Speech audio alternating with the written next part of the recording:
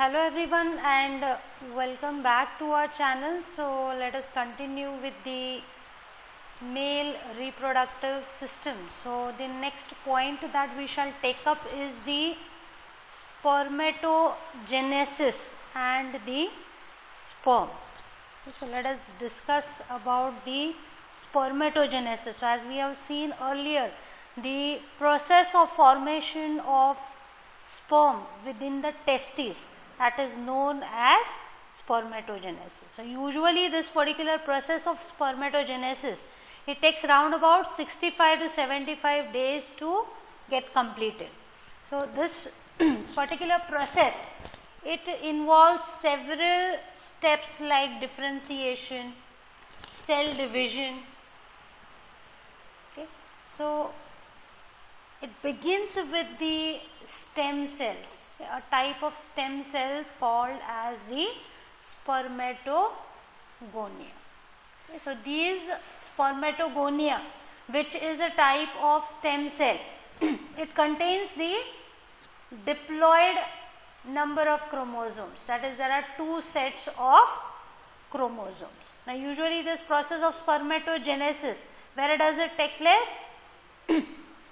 Yes, within the seminiferous tubules. So these spermatogonia, these actually are present near the basement membrane of the seminiferous tubules. So as you can see that this is the superior portion and this is the deep portion as you go within the lumen of the seminiferous tubule. So towards the periphery, that is towards the basement membrane, are located the number of stem cells known as spermatogonia, which are diploid in nature.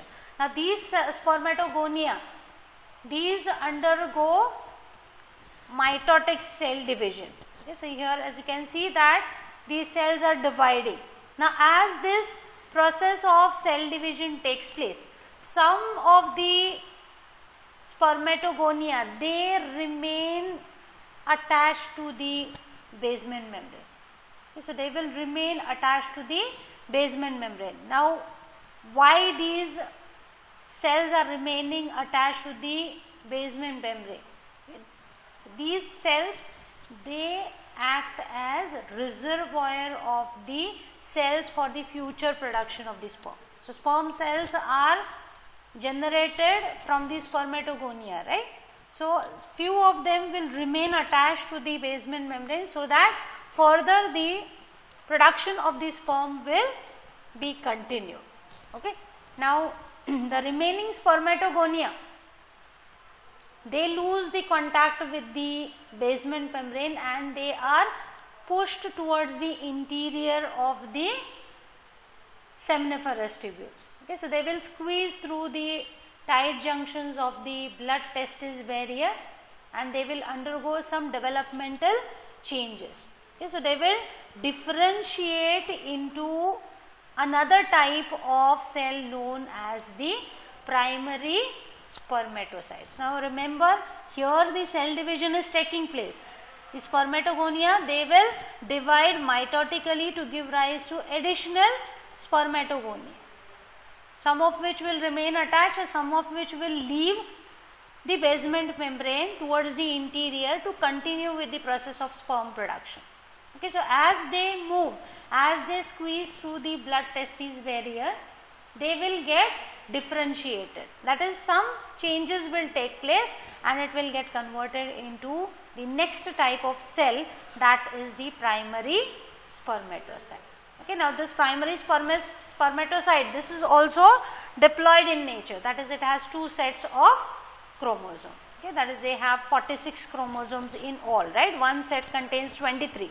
So two sets of chromosomes, they will have 46 chromosomes, right? Okay. So just after these primary spermatocytes are formed, the DNA within these primary spermatocytes, it will start replicating. You know, there are two sets of chromosomes, right? So how many DNA copies will be formed? Each one is replicating. So what will happen? Tetrad will be formed. That is, there will be 4 copies of the DNA in all. Okay. So further the process of cell division will start after this. Okay. So in the process of meiosis 1, the homologous pairs of the chromosomes, we have seen that each set of chromosome, it will replicate, right. So homologous pairs of these chromosomes, they will line up at the metaphase plate and crossing over will take place. Okay. So as a result of this, the meiotic spindles, it pulls one chromosome of each pair on the opposite side. Okay, so as a result of this, the cell division will take place. Okay, so there are two chromosomes, right? So it will be pulled apart on the opposite poles, and that's how the division of the cell will take place. Okay, so as a result of meiosis 1, the cell division will take place, and the primary spermatocyte, it gets converted into secondary spermatocytes. Okay, now each of the secondary spermatocyte now is haploid in nature, right, N. So each set of chromosome is received by one secondary spermatocyte. There are two secondary spermatocytes which are formed. So secondary spermatocytes are haploid in nature, that is, they just have one set of chromosome. But what we have seen over here, just as the primary spermatocyte is formed, what happens to the DNA? DNA replication takes place, right? So how many set of DNAs are present over here? How many copies? Yes, it has two chromatids, right? So two copies of DNA are present in each secondary spermatocyte. So this one will have two DNAs and this cell will have two DNAs. Okay, now here replication of DNA does not occur further in this secondary spermatocyte. Okay, then next the process of meiosis 2 will start.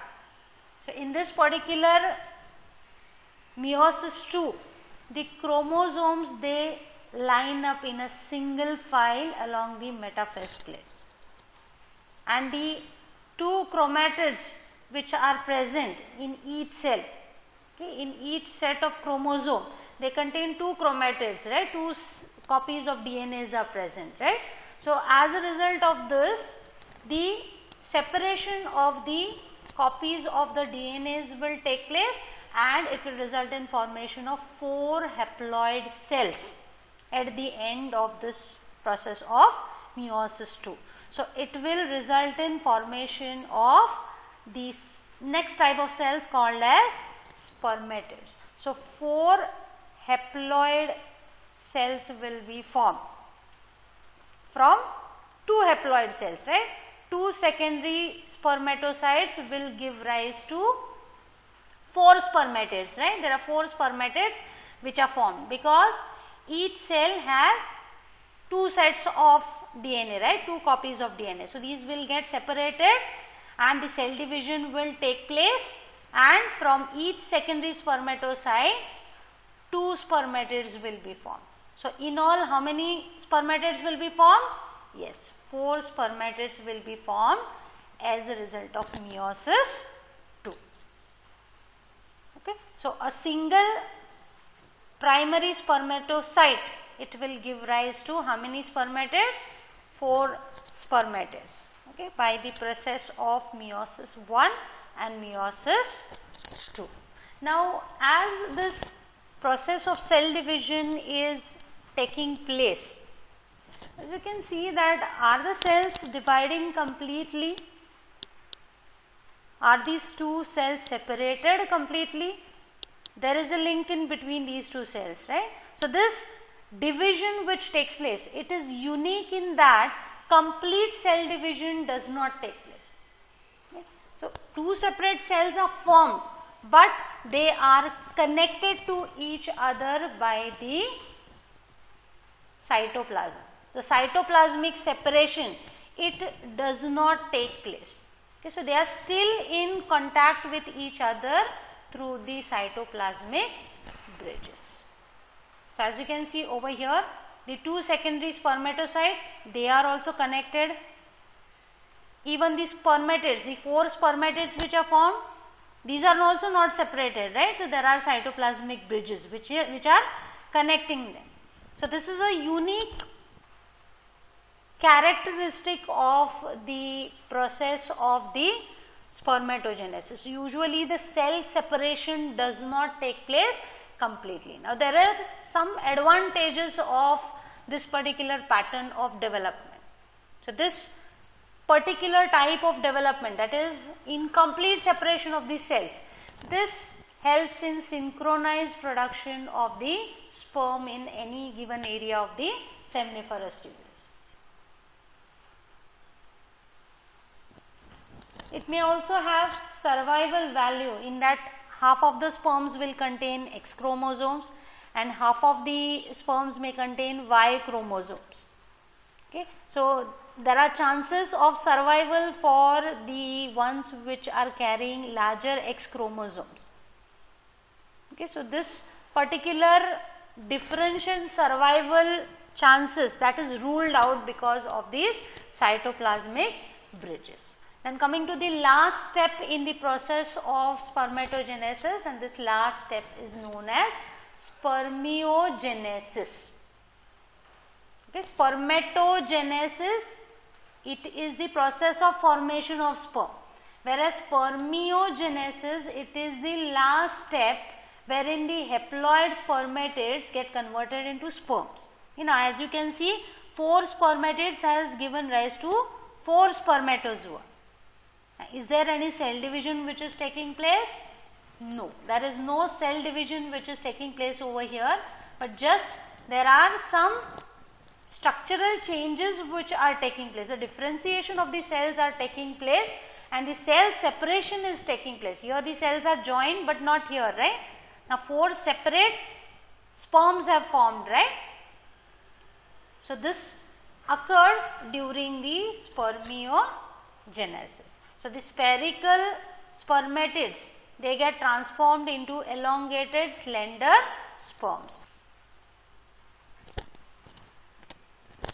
And during this process, the acrosome is formed on the nucleus which condenses and elongates. A flagellum is also developed. As you can see over here, mitochondria also will multiply. And finally, the sperms which are formed, these will be released from their connections to the Sertoli cell. As you can see, the process of sperm production, it takes place in the seminiferous tubules, and as the sperm cell is developed, okay, as the process is taking place, the cells will start moving towards the lumen of the seminiferous tubules, right. So the final step of release of the sperms from the Sertoli cell. So till here they are attached to the Sertoli cells, right. These are your Sertoli cells, supporting cells. So till these particular divisions take place, the cells are attached to the, or these are located in between the Sertoli cells.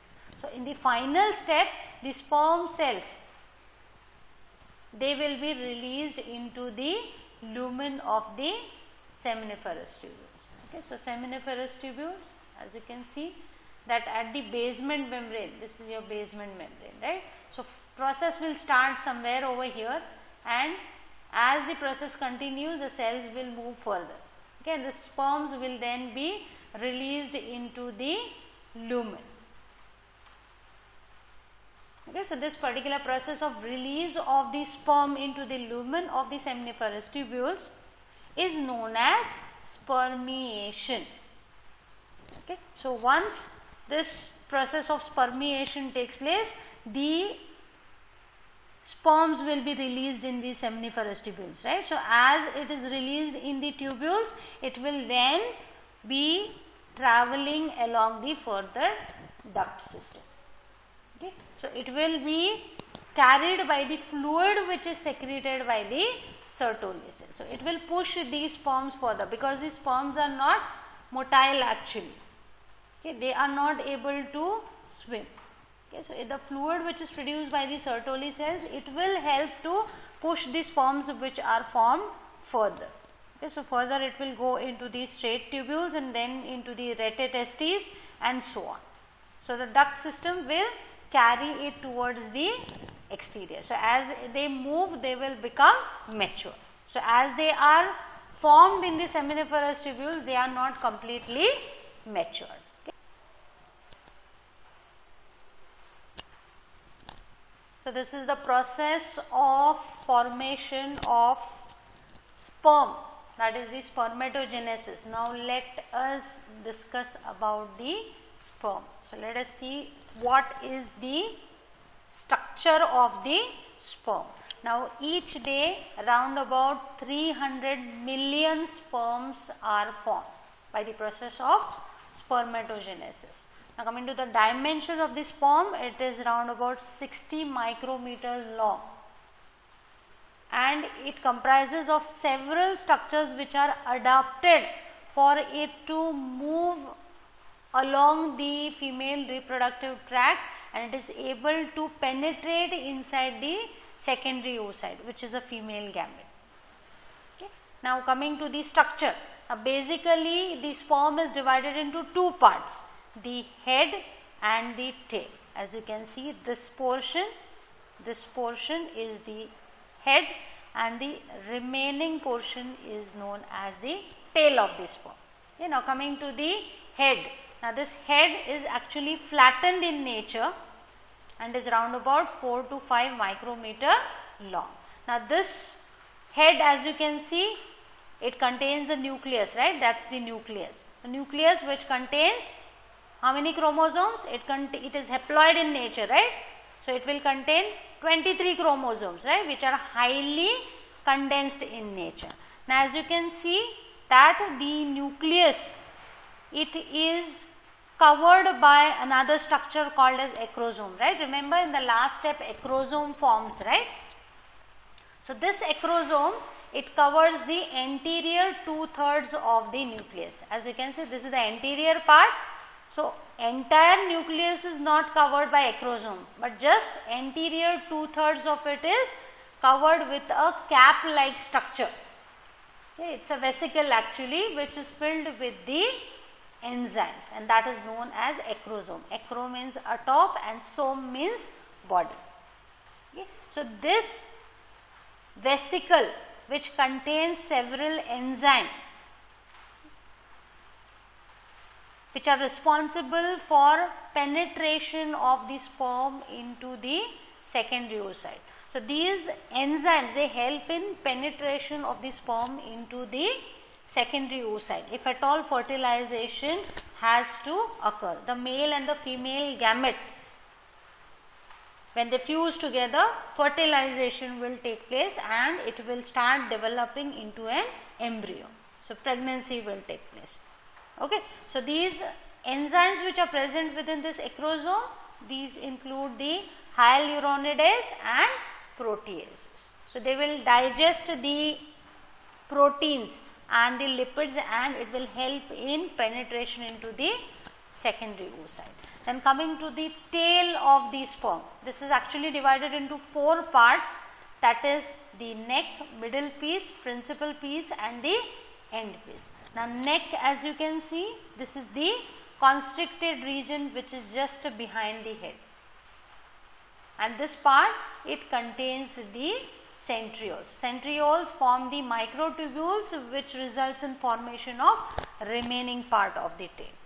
And the next part is middle piece, this one, the middle piece. So, it comprises of mitochondria which are arranged in the spiral. Mitochondria, what is the function of mitochondria? Yes, it is a powerhouse of your cells, right. So, it will generate the ATP. So, ATP which is required by the sperm cell for locomotion or for the metabolism, that is provided by the middle piece. Next part is the principal piece, this one. Okay, so principal piece, it's actually the longest part of the sperm, and the last part is end piece. Okay, it's actually the tapering portion of the tail, the terminal part. Okay, and once these sperms are ejaculated out of the male reproductive system, they can survive for around about 48 hours within the female reproductive tract. Okay. So, this to do with the process of sperm production, that is spermatogenesis.